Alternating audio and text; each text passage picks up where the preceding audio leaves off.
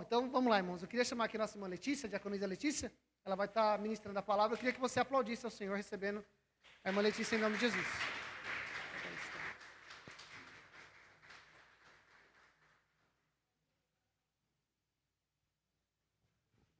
Paz do Senhor, igreja.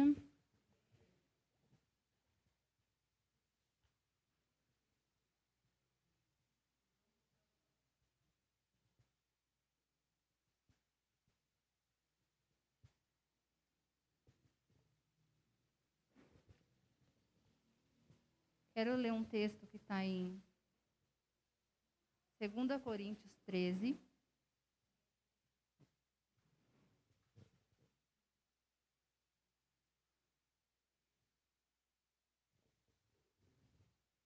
E aí, se a sua versão for a NVI ou a NVT, o versículo vai ser o 14. Se for qualquer outra versão, o versículo é o 13. A NVI e a NVT pega o versículo e desdobra em 2, né? Por que elas fazem isso? Depois vocês perguntam para o pastor, que eu também não sei, mas é diferente. Quando eu fui olhar, falei, nossa, aqui, porque eu só leio NVI, mas eu achei diferente. Então, todas as versões, 2 Coríntios 13, 13. Se a sua for a NVI ou a NVT, 2 Coríntios 13, 14. Diz assim: a graça do Senhor Jesus Cristo e o amor de Deus e a comunhão do Espírito Santo sejam com todos vós. Amém? Então, não estou despedindo os irmãos ainda, tá? A gente vai falar sobre esse texto. Vou orar e em seguida quero compartilhar algo que Deus falou comigo nesse texto. Amém? Senhor, me coloco diante da Tua palavra mais essa vez, pedindo que o Teu Espírito Santo abra os nossos ouvidos, nos dê clareza, abra, Senhor amado, a nossa mente e o nosso entendimento, e que também o Senhor me capacite pela Tua graça para transmitir aquilo que o Senhor falou ao meu coração. Cada um de nós nessa noite saia edificado e transformado pela Tua palavra, em nome de Jesus. Amém. Então, esse versículo ele é bem conhecido. Eu fiz até um teste durante o dia. Eu falei assim, Giovana, você sabe qual que é a frase que o pastor fala no final? E ela falou. Então, qualquer pessoa que frequente a igreja por um bom tempo ou por um certo tempo, acaba decorando esse versículo, embora, até eu estava comentando com o pastor hoje, a gente fala ele ao contrário, não se sabe também por quê. Né? A gente fala primeiro o amor de Deus, mas o versículo ele fala primeiro da graça, mas é a mesma, na essência, é a mesma mensagem, né? E eu acho interessante quando a gente decora versículos, porque em alguns momentos a gente está ou numa batalha espiritual, ou numa conversa com alguém, e o Espírito Santo traz aquilo na nossa mente, para que a gente fale e declare, né? Já falei aqui uma outra vez, que não vai acontecer da gente nunca ler a Bíblia, e de repente está precisando ali de uma palavra e surgir um versículo na nossa mente. Isso não acontece. O que o Espírito Santo faz é trazer a revelação em cima de uma informação. Então, a gente lê, grava aquilo, guarda aquilo, e no momento oportuno, né, aquela palavra ela vem, e às vezes ela vem com um significado diferente, com uma mensagem diferente, mas a gente já tinha lido. Mas decorar versículos, ele tem um ponto que eu acho, às vezes, um pouco negativo. Que a gente, às vezes, escuta e não presta mais atenção, porque eu decorei. Então, vamos terminar o culto, com o amor de Deus, a graça de Jesus, tá? E nem presta muita atenção, muitas vezes, né? Eu tenho um autor que eu gosto de ler, que ele não usa uma versão da Bíblia quando ele vai citar os versículos. Ele usa todas. Então, cada versículo está em uma. E uma vez perguntaram para ele, mas por que você faz isso? Né? Todo autor, ele escolhe. Até às vezes na contracapa do livro está escrito, olha, todos os textos são tirados da Almeida, revista atualizada, tal. Ele falou, porque as pessoas sabem alguns versículos de cor. Então, quando eu coloco assim, a chance dela saber de cor todos eles é mais difícil e ela presta mais atenção na leitura. Eu falei, interessante isso, porque às vezes a gente faz isso mesmo, né? E esse versículo, que é bem conhecido, eu olhei em várias versões, ele é exatamente igual. Ele vai mudar o comecinho, né? Porque uma versão vai falar assim, a graça, e outra vai falar que a graça, mas de resto ele é igual. Só na linguagem de hoje, que na parte da comunhão do Espírito, em vez da palavra comunhão, eles usam a palavra presença. Mas o resto é igual. Então a gente vai, eu acho legal quando acontece isso, das traduções deixarem bem parecidinho, porque significa que, assim, pelo menos, né, tende a significar que no original é exatamente isso. Né? Não tem uma outra interpretação. É exatamente isso. Então, eu vou separar ele em 3 partes, porque quando ele fala assim, a graça do Senhor Jesus, o amor de Deus e a comunhão do Espírito sejam com todos, o sejam, no plural, quer dizer os 3. Então, a graça seja com todos, o amor de Deus seja com todos, a comunhão do Espírito seja com todos. Então, é assim que eu vou separar. Então, primeiro a gente vai falar da graça de Jesus. É a primeira parte do versículo, a primeira frase que aparece. A graça do Senhor Jesus Cristo. A primeira coisa que eu quero abordar é que a Bíblia vai dizer que a graça foi concedida a nós. Nós que recebemos a Cristo, nós que andamos com Ele, nós que optamos por entregar nossa vida e caminhar com o Senhor. Efésios capítulo 4, versículo 7, vai dizer assim, e a cada um de nós foi concedida a graça conforme a medida repartida por Cristo. Então, uma coisa que é importante saber, por quê? Porque tudo que a gente vai falar depois aqui sobre a graça está à nossa disposição. Nós temos acesso. Porque às vezes quando a gente olha e fala assim, que legal, quem tem a graça tem tal coisa, como se fosse o outro, e não eu. Mas o primeiro texto que eu quis ler é que a graça foi concedida a nós. Então, eu e você que estamos aqui essa noite temos acesso a essa graça. Então, todas as coisas que eu vou falar aqui estão ao meu e ao seu alcance. A primeira é que a graça é um favor imerecido. A palavra favor quer dizer que não custou nada para nós. Né? É algo que foi gratuito para nós. E o texto que eu quero ler é Romanos 3, 24. Sendo justificados gratuitamente por sua graça, por meio da redenção que há em Cristo Jesus. Então, a graça, ela nos foi dada de forma gratuita. Né? Quando eu falo a palavra favor, eu falo assim, eu pedi para a Carla me fazer um favor. Quer dizer que ela não cobrou. Se cobrar é serviço, não é favor. Então, sempre essa palavra favor quer dizer que foi de graça, foi feito de uma forma que não me teve custo, embora tenha tido um custo, mas não fomos nós que pagamos ele. Então, a graça é o favor imerecido. Também tem um texto lá em Efésios 2, do 1 ao 5, que eu não vou fazer a leitura, que é extenso, mas que vai falar isso, que ela foi, pela graça, né, nós somos salvos, e isso não foi um custo para nós. A segunda característica da graça é a graça salvadora. É aquela que nos salva, alcança a gente pela salvação. Tito, capítulo 2, versículo 11, fala, porque a graça salvadora de Deus se há manifestado a todos os homens. Então, a graça é um favor imerecido e a graça é salvadora. Então, esses 2 primeiros, eu acho que todo mundo, quando entra, né, na igreja, começa a aprender as primeiras coisas sobre o Evangelho, entende isso com muita facilidade. Se a gente perguntava a pessoa, o que é a graça? É o favor imerecido. Parece estar na ponta da língua. Né? E não está errado, está certo? E também a graça é a salvadora. O texto, porque pela graça sois salvos, isso não vem de vós, também é muito conhecido. Então, a gente tem isso muito claro na nossa mente, né? Que a graça ela é salvadora. E aí, eu coloquei mais 4 características da graça, e essas outras 4, elas são um pouco menos conhecidas. Não vou dizer que nós não conhecemos, mas muitas pessoas acabam não conhecendo. Eu vi um livro recentemente, inclusive é o que está com você, Carla. Esqueci, é o da capa azul, eu vou lembrar até o final. Que é do John Bevere. E ele fala que ele fez uma pesquisa. Não, é o outro. Mas eu vou lembrar. É Implacável. Ele fala assim que ele fez uma pesquisa nos Estados Unidos, isso em 2009, e ele entrevistou algumas centenas de pessoas, cristãos, e falou assim, dê 3 definições de graça. Ele falou que favor imerecido e salvação foi disparado. Mas, de propósito, ele pediu 3. Ele falou, bom, favor imerecido eu sei que vão colocar.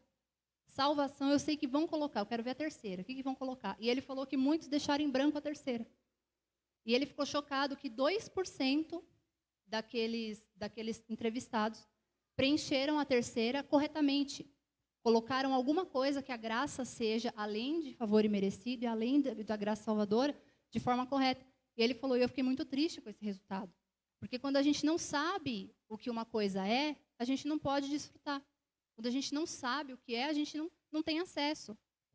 E eu quero ler 2 Coríntios 12, capítulo 9, que vai dizer assim: E disse-me, a minha graça te basta, porque o meu poder se aperfeiçoa na fraqueza.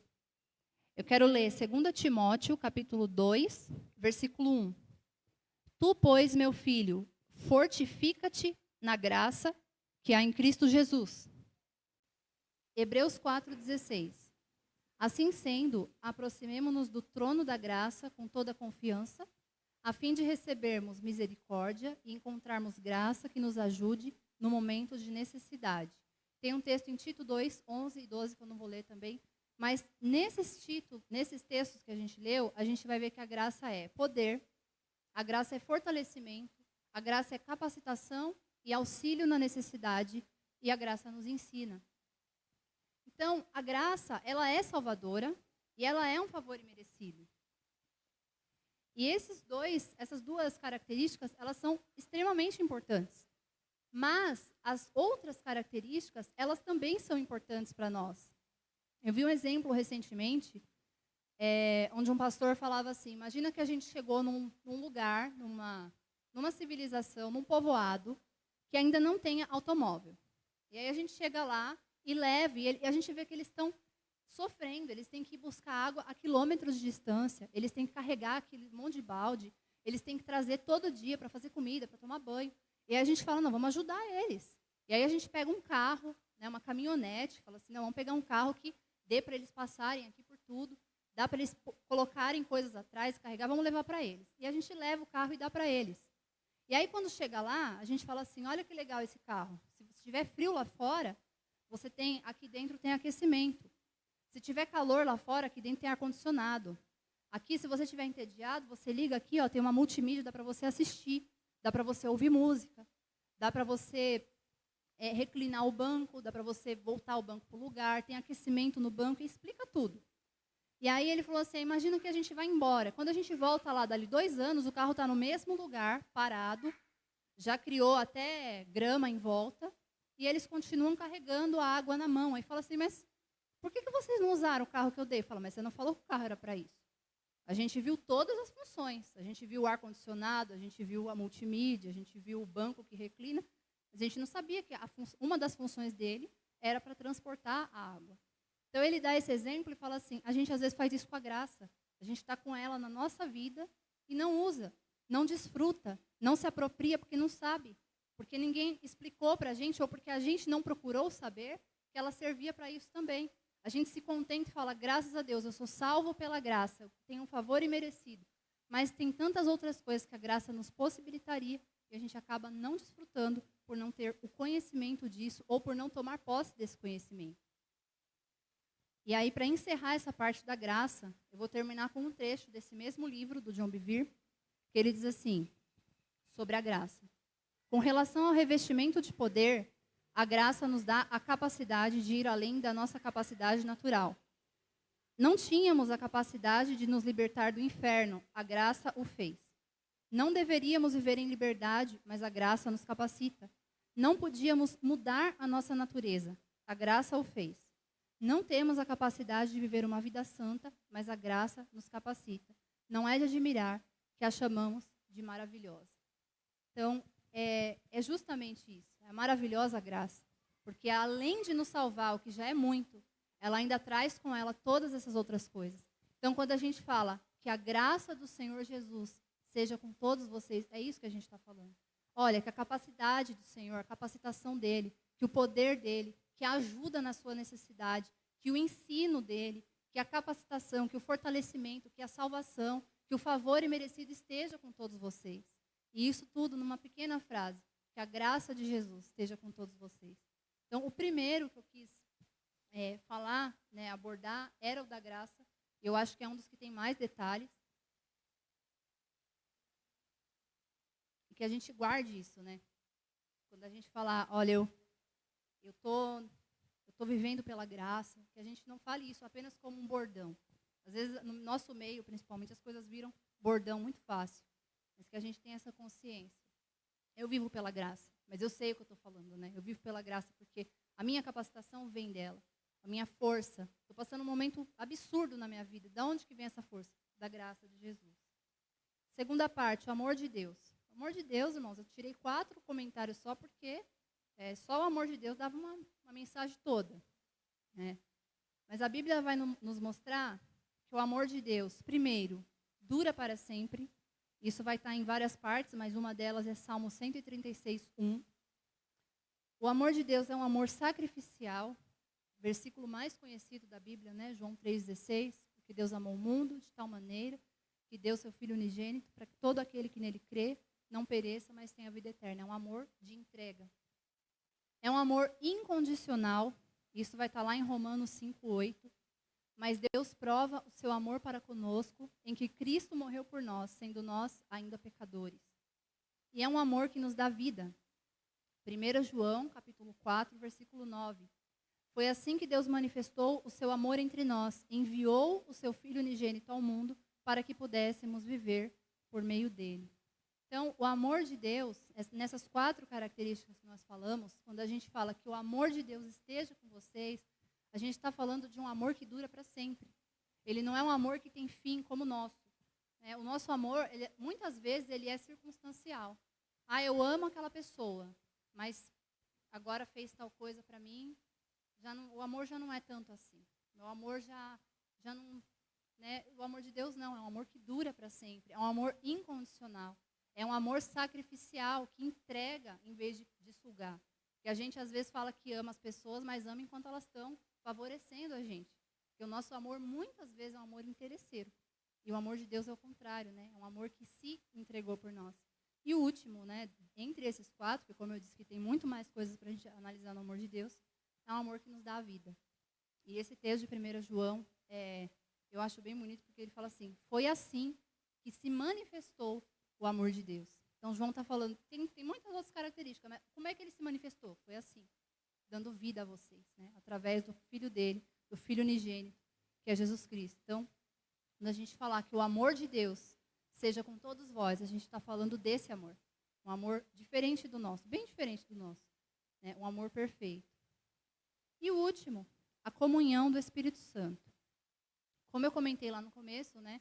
A única versão que traduz essa palavra diferente é a linguagem de hoje. Em vez de comunhão, ela usa a palavra presença. Mas todas as outras usam a palavra comunhão. E o significado de comunhão, no dicionário normal mesmo, eu tirei alguns. O primeiro é realização de algo em comum. Depois, sintonia de sentimentos, modo de pensar, agir ou sentir. Identificação, coparticipação, união e ligação. Para mim, qualquer um desses sentimentos é empolgante. Quando a gente pensa a comunhão do Espírito Santo, se a gente pensar que a comunhão do Espírito Santo é realizar algo junto com ele, é de se alegrar. Se a gente pensar que é a sintonia de sentimento, pensamento, modo de agir ou sentir, também é algo muito grande. Se a gente pensar que é participação, união ou ligação, também. Então, para mim, essa palavra comunhão, ela foi justamente para ter esse sentido amplo mesmo. Quantas coisas a gente pode se identificar com o Espírito Santo. E aí, esse aqui eu quis pensar diferente, né? Em vez de a gente pensar no que a palavra fala sobre a comunhão, eu me fiz uma pergunta, né? Por que manter essa comunhão? Por que manter essa comunhão com o Espírito Santo? Por que pensar como ele pensa? Por que agir como ele age, ou como ele quer que a gente age? E aí eu tirei alguns textos aqui. O primeiro, a Bíblia nos diz que quando, Jesus mesmo falando, né? Que ele iria para o Pai, mas ele iria nos enviar Consolador. Está lá em João 14, versículo 16 e 17. E eu rogarei ao Pai, e ele vos dará outro Consolador, para que fique convosco para sempre. O Espírito da verdade, que o mundo não pode receber, porque não o vê, nem o conhece. Mas vós os conheceis, porque habita convosco e estará em vós. João 16, 13. Jesus ainda falando. Mas quando vier aquele Espírito da verdade, ele vos guiará em toda a verdade, porque não falará de si mesmo, mas dirá tudo o que tiver ouvido e vos anunciará o que há de vir. Então, Jesus aqui ele está falando no futuro, porque, obviamente, né, ainda não tinha acontecido. Mas se a gente for ler esse texto hoje, que a gente já vive depois desse momento, a gente pode pensar assim, que principalmente no segundo, né, que é João 16, 13. Mas quando veio o Espírito da verdade, ele começou a nos guiar a toda a verdade. Porque ele já veio, né? Ele já está no nosso meio. Ele já nos guia por toda a verdade. Então, o primeiro motivo para a gente manter a comunhão com o Espírito Santo é que ele é quem nos guia pela verdade. Infelizmente, a gente vê muitas pessoas sendo enganadas, sendo exploradas, desacreditando da fé. Por quê? Porque elas não mantiveram comunhão. Não estou nem culpando, responsabilizando as pessoas. Mas muitas vezes a gente negligencia essa comunhão com o Espírito e aí a gente sai do que é a verdade, né? A gente destoa do caminho que é a verdade. Segundo motivo, ele é o selo ou o penhor para a nossa redenção. De novo a questão de versão bíblica. Eu sempre cresci ouvindo penhor, porque as Almeida tudo lá coloca penhor. E aí eu fui pesquisar, porque penhor na minha cabeça é quando você deixa um negócio lá penhorado para ser um substituto de outro. E eu fui pesquisar o significado, né? E eu achei um significado que eu, assim, entendi perfeitamente o que quer dizer esse texto.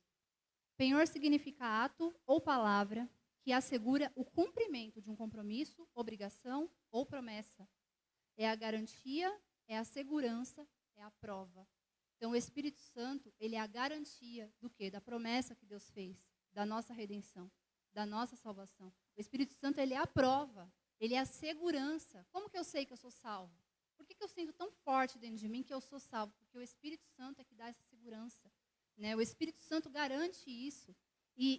Eu acho muito interessante porque a gente pegar esse texto com o de cima, que Jesus fala assim, o Espírito da verdade que o mundo não pode receber, é justamente isso. O mundo olha e fala assim, mas qual que é a garantia que você tem? O Espírito Santo.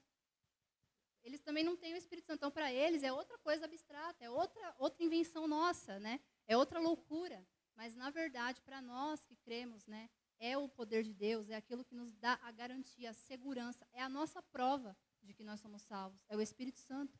A Bíblia vai falar que o Espírito de Deus testifica no nosso espírito que nós somos filhos de Deus. Então, esse é outro motivo para manter a comunhão com Ele. Ele é o selo, Ele é o penhor para a nossa redenção.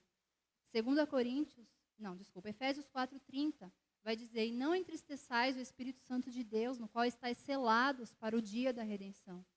2 Coríntios 1:22, o qual também nos selou e deu o penhor do Espírito em nossos corações. Então, esse texto ele já fala que esse penhor está no nosso coração. A gente não vai materializar ele. Se alguém quiser uma prova, essa pessoa precisa se entregar ao Senhor e sentir isso dentro dela, porque é algo que é intransferível. Eu não posso fazer com que outra pessoa sinta a salvação dela. Ela precisa ter o Espírito dentro, porque o texto diz, é no nosso coração. Essa garantia é dentro da gente. Essa certeza, essa segurança, essa prova, ela está no nosso coração. Terceiro motivo, o Espírito nos dá poder ou virtude para ter esperança. Romanos 15:13. Portanto, que o Deus da esperança vos abençoe plenamente com toda alegria e paz, à medida da vossa fé, para que transbordeis de esperança pelo poder do Espírito Santo. Então, esse texto ele diz que transbordar de esperança acontece pelo poder do Espírito Santo. Olhar para o mundo como ele está, olhar para a situação que está, ainda ter esperança de alguma coisa, é algo que transborda por causa do Espírito Santo. Sem ele, a gente perde a esperança, a gente perde a perspectiva, mas com o Espírito Santo a gente tem a esperança e o texto fala ainda que transborda.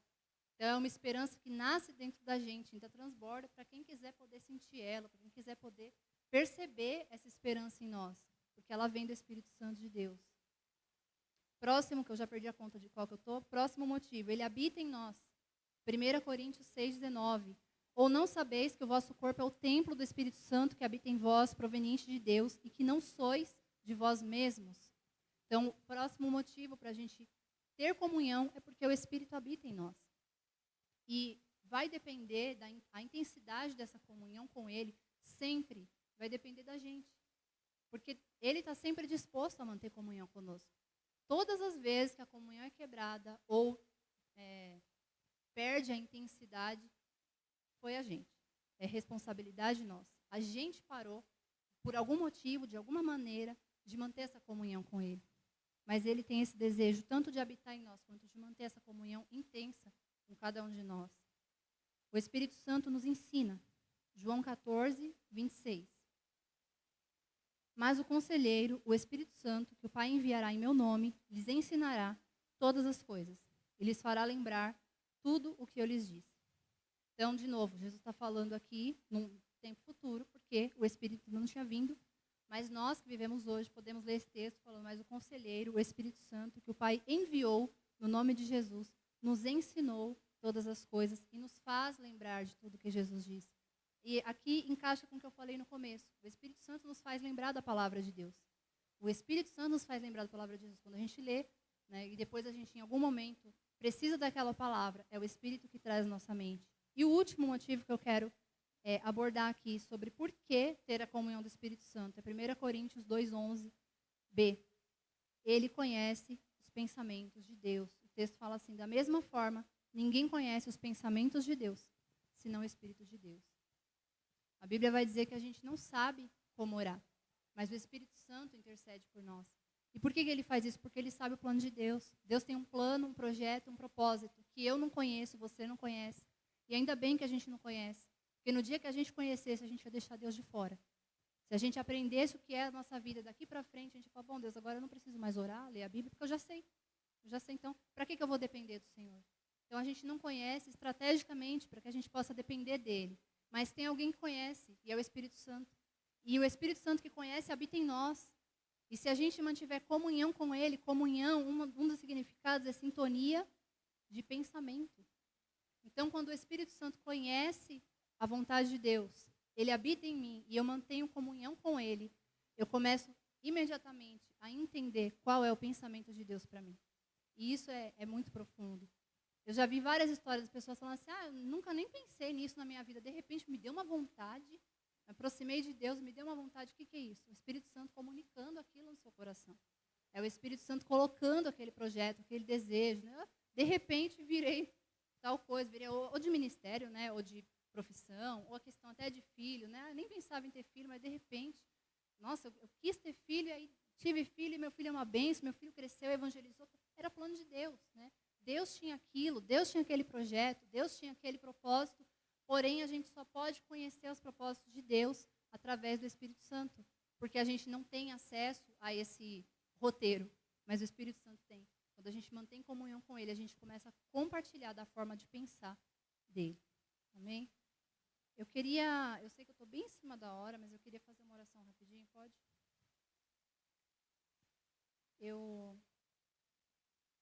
A graça de Jesus, o amor de Deus e a comunhão do Espírito Santo, eles estão disponíveis a todos nós que temos o Senhor.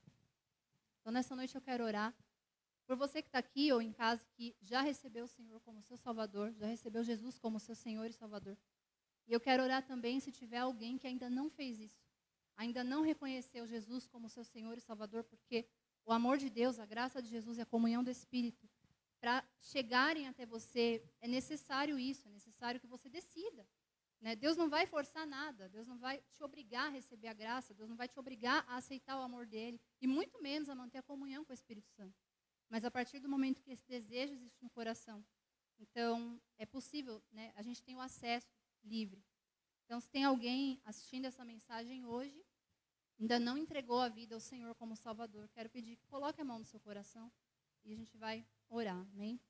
Senhor, em nome de Jesus, eu oro, Pai, sobre a Tua palavra. Peço que a Tua graça, que o Teu amor, a comunhão com o Teu Espírito esteja sobre a vida de cada um de nós que estamos aqui. Nos renovando, nos capacitando, nos fortalecendo, nos fazendo entender que temos um amor eterno, de um Deus eterno, mantendo a comunhão com o Espírito Santo, que é aquele que nos fala acerca da vontade de Deus, que nos ensina a verdade e nos guia por toda a verdade. Deus, eu oro, Pai.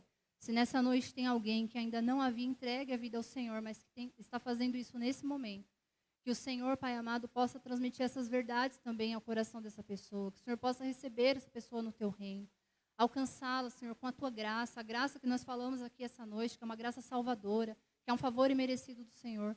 Que em nome de Jesus o Teu poder esteja até onde essa pessoa está, que ela possa entregar a vida ao Senhor, confessar a Jesus como Senhor e Salvador da sua vida. E em nome de Jesus, Pai amado, que o Senhor a receba no Teu reino e comece a manifestar na vida dela o Teu amor, a Tua graça e a comunhão com o Espírito Santo. Em nome de Jesus. Amém? Irmãos, essa é a palavra e eu retorno para o pastor.